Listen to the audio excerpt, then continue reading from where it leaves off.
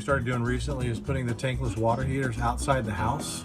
So forever, water heaters been inside the house, right? So if you ever have a leak or anything like that, you know, we've heard the horror stories where people have their houses flooded, right? Plumbers have to come in, replace sheetrock, ruin furniture. We had heard, you know, many years ago that it just made sense to put them on the outside of the house. And so we started doing it. And wow, the benefits are real, because if you think about it, so we have a leak, it's going to be on the outside of the house.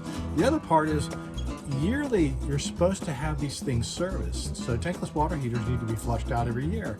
And to get your plumber inside, in the attic, to flush out the tankless water heaters costs you a lot of money. He charges a lot less money now on the outside of the house.